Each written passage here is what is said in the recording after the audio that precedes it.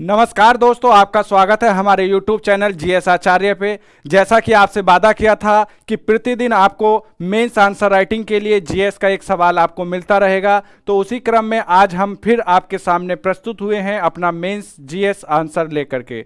ये प्रश्न है हमारा, स्वतंत्रता के लिए संघर्ष में सुभाष चंद्र बोस महात्मा गांधी के मध्य दृष्टिकोण की भिन्नताओं पर प्रकाश डालिए। ये प्रश्न यूपीएससी में क्यों पूछा गया? आपने देखा होगा काफ़ी हमारे बीच में चर्चा का विषय बना रहता है कि महात्मा गांधी और सुभाष चंद्र बोस के दृष्टिकोण में क्या अंतर है। वही सीधा सवाल हमारा यूपीएससी में वर्ष 2016 में पूछा गया है, तो आज हम इसी पे चर्चा करेंगे। तो पैटर्न तो आपको पता ही है, मेंस का आंसर लिखने का हमारा जो पैटर्न होता है उसमें सबसे पहले हम लिखते हैं इंट्रो यानी परिचय देंगे, फिर इसकी मेन बॉडी लिखेंगे। मेन बॉडी के बाद हमारा एक कॉन्क्लूजन होगा।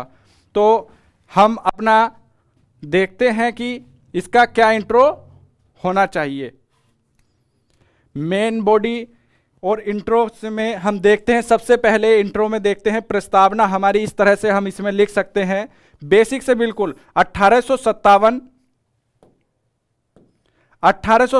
में प्रथम स्वतंत्रता संघर्ष शुरू किया गया। 1857 में प्रथम स्वतंत्रता संघर्ष शुरू किया गया, ये सभी को पता, क्योंकि शुरुआत प्रश्न की कहां से करें, इसी में सबसे कठिनाई होती है। जब हमने शुरू कर दिया एक बार कि 1857 में स्वतंत्रता संघर्ष शुरू हुआ, इसके पश्चात अनेक चरणों में स्वतंत्रता संघर्ष के लिए अनेक स्वतंत्रता संग्राम सेनानियों ने अपना योगदान दिया, और योगदान का महत्व जो है, इस योगदान में सुभाष चंद्र बोस और महात्मा गांधी दोनों ने अपना महत्वपूर्ण योगदान दिया। इसी तरह से एक छोटा सा इंट्रो जब हम अपना देंगे, यहीं पर हमारा ये इंट्रो पूरा हो जाएगा, क्योंकि हमें इसमें शब्द सीमा का भी ध्यान रखना है। 150 शब्द सीमा, इस प्रश्न की जो शब्द सीमा है वो 150 है। इसके बाद हम अपनी मेन बॉडी पे आ जाएंगे, देखेंगे सबसे पहले कि सुभाष चंद्र बोस जी का योगदान क्या रहा। ये हेडिंग दे सकते हैं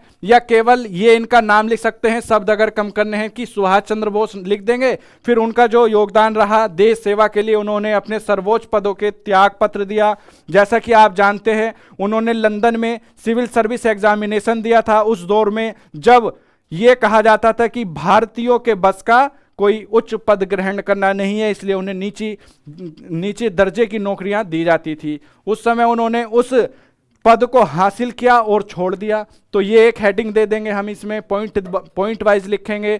1938 में उन्हें इंडियन नेशनल कांग्रेस का अध्यक्ष चुना गया हरिपुरा अधिवेशन में, और उसके बाद लगातार उनकी प्रसिद्धि बढ़ती जा रही थी, और 1939 में उन्होंने पुनः कांग्रेस का अध्यक्ष चुना गया। और त्रिपुरी अधिवेशन बहुत ही इंपॉर्टेंट है हमारे पीटी और मेंस के लिए। 1939 में त्रिपुरी अधिवेशन में उन्हें फिर से कांग्रेस का अध्यक्ष चुना गया, लेकिन महात्मा गांधी के साथ मतभेद होने के कारण उन्होंने अध्यक्ष पद से त्याग पत्र दे दिया।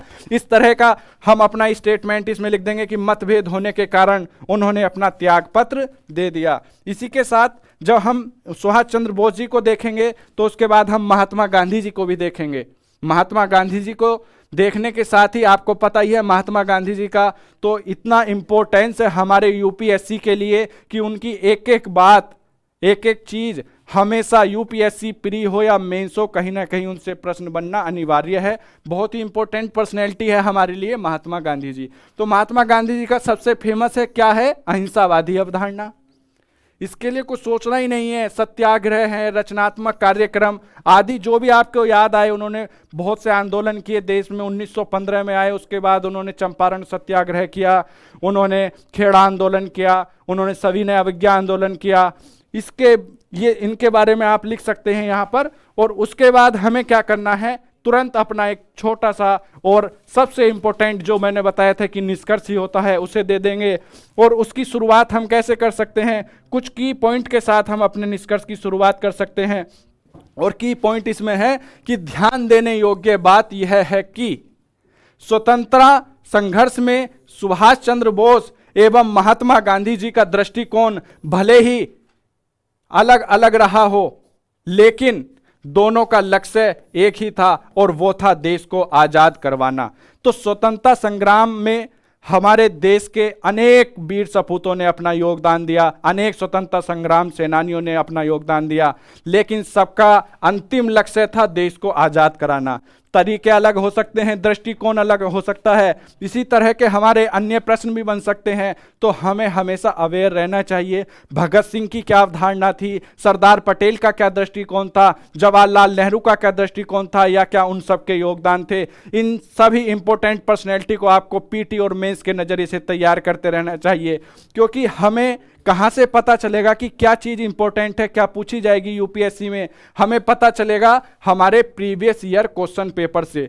प्रीवियस ईयर क्वेश्चन पेपर कराने का क्यों महत्व है, प्रीवियस ईयर क्वेश्चन पेपर हम क्यों कराएं।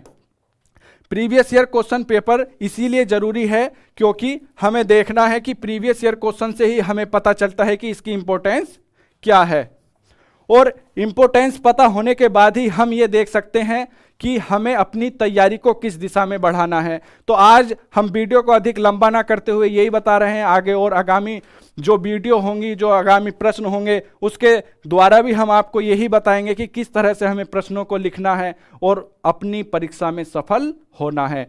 तो लगे रहिए सभी, हमारी अगली वीडियो आपको फिर मिलेगी। डेली आपको एक आंसर मिलेगा और एक एक आंसर करके आपके 1 महीने में 30 आंसर कंप्लीट होंगे, तो आपकी तैयारी औरों से आगे बढ़ जाएगी।